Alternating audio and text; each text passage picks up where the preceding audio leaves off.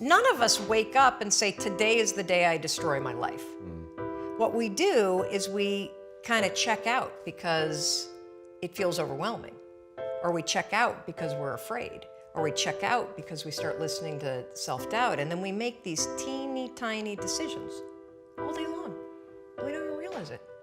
Decision to not get up on time, a decision to not eat the right thing, a decision to snap at your kids, a decision to not speak in a meeting, a decision to not look for a job, a decision to not deal with your finances, a decision to not call your parent, like whatever it is. All day long, these tiny decisions that take you so far off track. And then you wake up like I did and you look at your life and you think, how the hell did I get here? And more importantly, how do I get back over there? And you have no idea. And so I was so trapped. And I know from your story, you felt the same way. Like you knew that there was more in store for you, but you couldn't figure out, how do you close that gap? How do you find the power that's in you? How do you discover your greatness? How do you solve these problems? It feels so overwhelming. When you can't, I mean, I would go to the grocery store and the items would scan, and I would be sitting there readying my excuse because there was no way that my check card was going to clear. Wow. So I got in this struggle with myself that a lot of us find ourselves in, and that is you get trapped in what I call the knowledge action gap. You know what to do, but you can't seem to make yourself do it. Have you ever had one of those nights?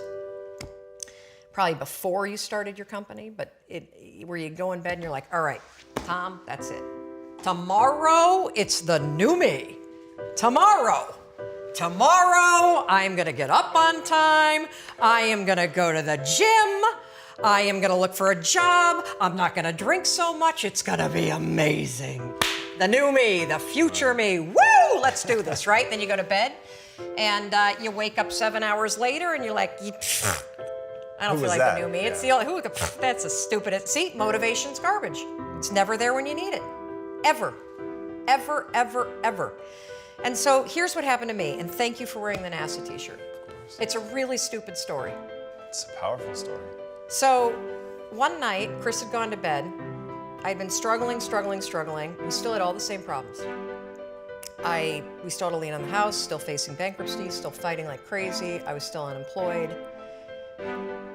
They still hadn't figured out like the solution yet for the business. And I was about to turn off the TV, and there on the TV, there was this rocket launching, and I thought, oh my gosh, that is it. I am gonna launch myself out of bed like a rocket ship, like NASA, right here, had launched me out of that bed. And I'm gonna move so fast that I don't think. I'm gonna beat my brain. Now, here's a really interesting point.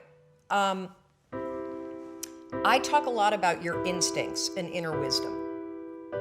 And we can get into this a little bit later, but a lot of us talk about the fact that you have a gut feeling. But what all this research that I've done for the book and all the speaking that I do, what I've discovered that's fascinating is actually when you set goals, when you have an intention on something that you want to change about your life, your brain helps you. What it does is it opens up a checklist, and then your brain goes to work trying to remind you of that intention that you set.